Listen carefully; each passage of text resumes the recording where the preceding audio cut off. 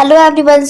आज हम करने जा रहे हैं chapter number first from book Honey due the best Christmas present in the world का चैप्टर नंबर फर्स्ट है और जिसका सेकंड पार्ट आज हम करेंगे। फर्स्ट पार्ट में हमने फर्स्ट पार्ट तक पूरा जिसका फर्स्ट कॉलम था उसे कंप्लीट कर लिया था और आज हम इसके कॉम्प्रिहेंशन चेक और सेकंड पार्ट करेंगे। First question है what did the author find in a junk shop? So usually the author found a roll-torn text for a sale in junk shop. What did he find in a secret drawer? Who do you think had put it in there? So in the secret drawer of the text, the author found a small tin box. It had a letter. I think the owner of the roll-top text might have put it there. क्योंकि हमें पता नहीं है कौन था, किसने डाला था उसके अंदर। सेकेंड पार्ट अब हम पढ़ते हैं। Dearest Connie, I write to you in a such much happier frame of mind because something wonderful has just happened that I must tell. यानी कि वो कोनी अब किसको बोला जा रहा है? मिसेस जिम मैकपर्सन को बोला जा रहा है और मिस्टर जिम मैकपर्सन बोल रहे हैं कि कोनी मैं तुम्हें बता नहीं सकता कि मैं कितना खुश हूँ और कुछ ऐसा हो गया मेरे साथ जो कि मैं तुम्हें एक बार बताना चाहता हूँ। नेक्स्ट है we were all standing in our trenches yesterday morning, यानी हम सब अपने ट्रेंचेस में थे पिछली मॉर्निंग, यानी 20 दिसंबर की बात हो रही है। यहाँ पे क्रिसमस की बात हो रही है यहाँ पे। तो क्रिसमस से एक दिन पहले क्रिसमस वाले दिन की बात इसमें बताई गई है और क्रिसमस के एक दिन बाद 26 दिसंबर को उन्होंने इस लेटर को लिखा। ट्रेंचेस यानी कि एक लॉन्ग डीप टिचेस जिसमें कि सोल्जर्स जो हैं वो एनिमी के सोल्जर्स से बचने और उनसे फाइट करने के लिए छपते हैं। It was strip and quiet all about, मतलब पूरी शांति और चिलचिलाहट कुछ भी नहीं था। As beautiful a morning as I ever seen, जैसी मॉर्निंग होती है जैसे मैं रोज़ मॉर्निंग देखता हूँ वैसी ही मॉर्निंग थी ये भी। As cold and frosty as a Christmas morning should be, ये फ्रॉस्टी में थोड़ी बर्फबारी और कोल्ड में थोड़ा चिल सा मौसम था जैसे कि क्रिसमस की मॉर्निंग होती है। I should like to be able to tell you that we began it, मैं चाहूँगा तुम्हें बताना कि हमने इस मॉर्निंग को बिगेन किया। But the truth I am ashamed to say that Fritz begin it, Fritz एक जर्मन सोल्जर है। मैं तुम्हें बताना चाहूँगा असली बात तो ये है कि फ्रिस्ट ने शुरू किया था क्रिसमस इवेंट सेलिब्रेट करना। First someone saw a white flag waving from the trenches opposite, किसी ने अपोजिट साइड एनिमी साइड से वाइट फ्लैग फहराते हुए देखा। Then they were calling out us from across no man land happy Christmas Tommy, happy Christmas. Tommy के English का नाम है, कॉमन इंग्लिश जर्मन का ब्रिटिश का नाम होता है।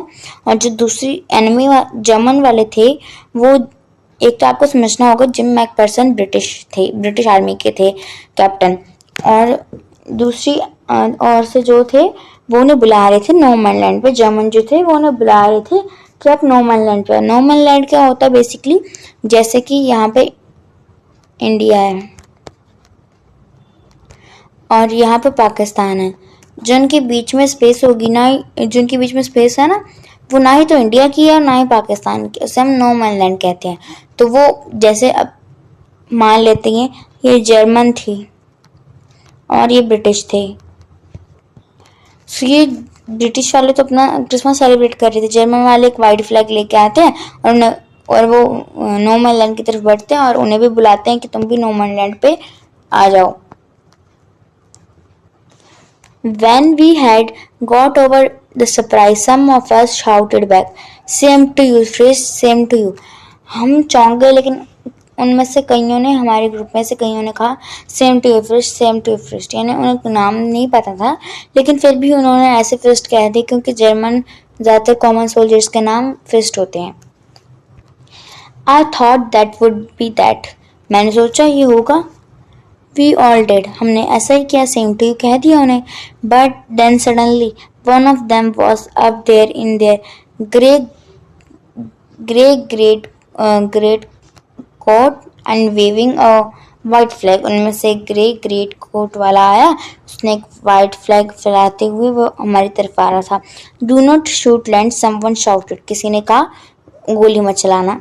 And no one did. और किसी ने ऐसा किया भी नहीं. Then there was another fist up on the parapet. एक और फिस्ट जो था वो पारपेट यानी कि उस जगह पे आ गया. एंड अनदर और आती गई. Keep your head down, I told the man.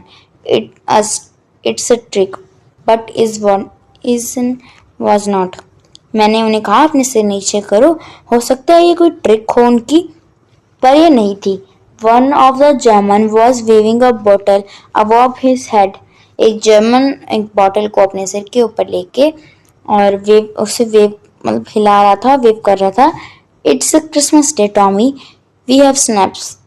वो कहते हैं टॉमी आज क्रिसमस का दिन है, चलो हम स्नैप्स लेते हैं. स्नैप्स क्या होता है? एक जर्मन ड्रिंक होती है जो कि अनाज से बनी होती है. We have sausage. सॉसेज भी एक सेम ड्रिंक होती है. We meet you. Yes. By this time there was dozens of them walking towards us across no man's land and not a rifle between them. Little Private Morse was the first up. Come on, boys. What are we waiting for? And then there was no stopping them. I was the officer. I should have stopped them there and then, I suppose. But the truth is that it never ever occurs to me I should. All along their line of course I should see men walking slowly towards in one another, grey khaki coat meeting in the middle, and I was one of them. I was of this part in the middle of the war we are making peace. So इस पूरे paragraph में बताया गया हमें कि वो आ रहे थे नो मैन लैंड की तरफ और उनकी हमारे बीच में एक भी राइफल नहीं थी. ये थोड़ी प्राइवेट सी मूवमेंट हो गई थी और वो उन्होंने बोला कि कम ऑन बॉयज, आप किसके लिए वेट कर रहे हो, और मतलब इतना टाइम नहीं हमारे पास.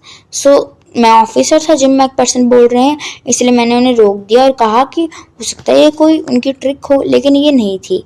और उसके बाद फिर उन्होंने देखा जिम मैकपर्सन ने कि ग्रे कोट वाले खाकी कोट वाले नो मैन लैंड पे आ गए हैं और फिर जो जिम मैकपर्सन की जो टीम थी वो भी सारी नो मैन लैंड पे चली जाती है और ये वार के बीच में एक ही पीस बना रहे थे, शांति का प्रतीक बना रहे थे. You cannot imagine, dearest Connie, my feeling as I looked into the eyes of first officer who approached me, hand outstretched, hands Wolf. He said, gripping my hand warmly and holding it, I am from Dresdorf. I play the cello in the orchestra. Happy Christmas. इस paragraph में बताया गया है कि gym McPherson बोल रहे हैं, dearest कोनी, तुम यकीन नहीं करोगी कि जो फर्स्ट ऑफिसर था, जो जर्मन ऑफिसर था, उसने मेरी आंखों में आंखें डाल के देखा और फिर अपने हाथ को आउटस्ट्रेच के यानी बाहर निकाला और बताया, अपने इंट्रोडक्शन दिया हैंस वॉल्फ, और फिर मेरे हैंड को पकड़ा और उसे वार्म करने लग गया और कहा कि मैं डर्शडॉर्फ से हूँ और मैं पहले आर्मी ज्वाइन करने से पहले सेलो बजाता था इन ऑर्केस्ट्रा और हैप्पी क्रिसमस. सेलो एक म्यूजिकल इंस्ट्रूमेंट होता है जो कि वायलिन से थोड़ा सा हम कह सकते हैं लार्ज साइज का होता है, या हम एक लार्ज वायलिन भी कह सकते हैं. सो अब हम नेक्स्ट पढ़ते हैं. Captain Jim McPherson, I replied. तो जो जिम मैकपर्सन थे उन्होंने कहा कि मैं जिम मैकपर्सन हूँ. And a happy Christmas to you, you too. वो कहते हैं तुम्हें भी एक हैप्पी क्रिसमस, क्योंकि तुमने मुझे कहा था इसीलिए तुम्हें भी happy Christmas. I am a school teacher from Dorset in the west of England. मैं एक स्कूल टीचर था ज्वाइन करने से पहले आर्मी डोरसेट में. यानी कि अपना इंट्रोडक्शन दे रहे हैं, अपने नाम का इंट्रोडक्शन दे रहे हैं और वो कहाँ से हैं ये भी बता रहे हैं और ये भी बता रहे हैं कि वो आर्मी ज्वाइन करने से पहले क्या क्या काम किया करते थे. जैसे हैंस वॉल्फ जो थे वो सेलो बजाया करते थे ऑर्केस्ट्रा में, और जो ये जिम मैकपर्सन है, captain Jim McPherson, British army के, वो पहले वेस्ट ऑफ इंग्लैंड में डॉर्सेट में टीचर थे, स्कूल टीचर थे, यानी ऑब्वियसली अध्यापक थे। Next, Dorset, he smiled, I know this place, I know it very well, he shared my rum station and his excellent sausage. Rum station भी एक drink होती है, मतलब हम कह सकते हैं इनके पास ड्रिंक थी। जो हैंसवर्थ थे वो कह रहे थे, हाँ डॉर्सेट, मैं तो उसे अच्छी तरह से जानता हूँ, मैं तो उसे बिल्कुल अच्छी तरह से जानता हूँ। हमने शेयर की अपनी डम रेशन एंड सोसेज भी हमने अपनी शेयर करी एक दूसरे के साथ। एंड वी टॉक्ड कोनी, हाउ वी टॉक्ड, तो बता रहे हैं कि मिसेस जिम मैकपर्सन, हम कैसे बात कर रहे थे। He spoke almost perfect English, मुझे पता चला कि वो बिल्कुल एकदम परफेक्ट इंग्लिश बोल लेता है। But it turned out that he had never set foot in Dorset, लेकिन उन्हें पता चल गया कि उन्होंने कभी भी पैर नहीं रखा था डॉर्सेट में। Never ever to be England, वो कभी भी इंग्लैंड आए ही नहीं थे, तो वो डॉर्सेट कैसे जाएंगे। He had learned all he knew of England from school, उसने सब कुछ स्कूल में सीखा था इंग्लैंड के बारे में। And from reading books in English, और इंग्लिश में बुक पढ़कर, जो कि शायद इंग्लैंड से संबंधित होगी। His favorite writer was Thomas Hardy. His favorite book, Far from the Madding Crowd, जो उनका फेवरेट राइटर जो है वो थॉमस हेनरी है हैंस वॉल्फ का, और जो फेवरेट बुक है वो फार फ्रॉम द मैडिंग क्राउड है। So out there in no man's land we talked of Bathsheba and Garil Oak and Sargent-Roy and Dorset. उन्होंने अलग अलग जगह के बारे में, अलग अलग ओक की लकड़ी वगैरह के बारे में बात की। He had a wife and one son born just 6 months ago. Hans Wolf ने बताया कि मेरी एक वाइफ है और एक बेटा है, मेरा सोन है, जो कि अभी 6 months पहले ही हुआ है। As I looked about me, there was hundreds of khaki and grey everywhere, यानी बहुत सारे खाकी एंड ग्रे कोट जो थे पहने हुए हर जगह थे। All over no man's land, no man's land पूरा भर चुका था। Smoking, laughing, talking, drinking, eating, ये सब कुछ नो मैन लैंड में हो रहा था। Hans Wolf and I shared what was left of the wonderful Christmas cake. Hans Wolf और मैंने शेयर किया जो कि वंडरफुल क्रिसमस केक जो है बच गया था, कोनी वो बता रही है। He thought the marzipan was the best in had ever tasted. उसने सोचा था कि मार्जिपन जो है वो सबसे अच्छा बेस्ट केक की लेयर है। ये केक की कवरिंग होती है जिसमें शुगर, एग एंड आलमंड डाले होते हैं। आई एग्रीड, मैंने भी सही बोला कि मार्जिपन बिल्कुल पता था, इसके जैसा कोई हो ही नहीं सकता। We agreed about everything and he are my enemy, he was my enemy. उन्होंने सारी चीज़ों को एक्सेप्ट किया कि पहले वो मेरा एनिमी था, जर्मन मेरे एनिमी थे। There never was a Christmas party like it Connie, ऐसी क्रिसमस पार्टी पहले कभी नहीं हुई कोनी। जिम मैकपर्सन बोल रहे हैं यहाँ पे, sorry, then someone I do not know who, तो वो कहते हैं तभी समवन, मैं नहीं जानता उसे, अबाउट अ फुटबॉल, वो फुटबॉल ले आया। Great coats were dumped in piles to make goal posts, जो हैं ग्रेट कोट्स वाले वो नोमैलैंड में आ गए गोल पोस्ट में गोल डालने के लिए। And the next thing we know it was Tommy against Fritz out in the middle of no man's land. Hans Wolf and I cheered I looked on and cheered, clapping our hands and stamping our foots to keep the cold as much as anything. तो वो अपने आप को गर्मी देने के लिए अपने पैरों को हिला रहे थे, क्लैपिंग कर रहे थे, चीयर कर रहे थे बाहर खड़े होकर। There was a moment when I noticed our breath whistling in the air between us. उन्होंने देखा कि हमारी एयर एक दूसरे को जा रही है, जो बिटवीन एयर हमारी। He saw it too and smiled. उसने भी देखा और स्माइल किया। Jim McPherson, he said after a while, Hans Wolf ने कुछ देर बाद जिम मैकपर्सन कहा, I think this is how should we resolve this war, a football match, no one dies in a football match, no children are orphaned, no wives become widows, तो Jim McPherson को बोलते हैं हैंसवॉल्फ कि काश ये football match की तरह ही ये वॉर भी रिसॉल्व हो जाए, सुलझ जाए, क्योंकि फुटबॉल मैच में ना ही तो कोई मरेगा, ना ही कोई चिल्ड्रन जो है वो मतलब कि अनाथ आश्रम में उससे रहना पड़ेगा, क्योंकि जब उसके माँ पापा नहीं रहेंगे तो फिर वो अपने पापा के बिना महसूस करेगा ना, फैमिली के बिना। नो वाइफ्स बिकम विडोज, कोई भी विडो नहीं होगा। I prefer cricket, I told him. Jim MacPherson कहते हैं कि मैंने उसे बताया मुझे क्रिकेट अच्छा लगता है। Then we Tomice could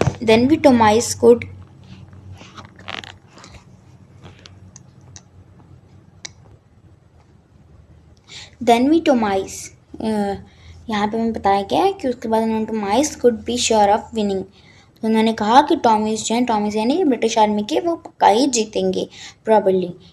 we laughed at that and together we watch the game, sad to say. Connie Frist won 2 goals to 1, German थे वो जीत गए 2 गोल में से 1 गोल से। But as Hanswolf generally said, our goals are wider than theirs, so it was not quite fair. The time came, and all too soon, when the game was finished. The snacks and the rum and the sausage had long since run out, and we know it was all over. I wished Hans well and told him I hoped he could see his family again soon, that the fighting could end and that we could go home. I think that is that every soldier wants on both sides. Hanswolf said, "Take care, Jim McPherson. I shall never forget this moment." Nor you. He saluted and walked away from me slowly, unwilling I left. He turned to wave just once and then became one of the hundreds of grey coat members drifting back towards their trenches. So, usually in paragraphs में बताया गया है कि time आ गया, अब उन्होंने snacks, रम station और sausage वगैरह सब कुछ जितना लंबा चल सकता था उतना किया। और उसके बाद हैंसवॉल्फ ने होप किया, हैंसवॉल्फ के लिए जिम मैकफर्सन ने होप किया कि तुम अपनी फैमिली से जल्दी ही मिल पाओ और ये जल्दी ही जो वार है, ये फाइट जो है वो एंड हो जाए और हम सब अपने अपने घर जा सकें।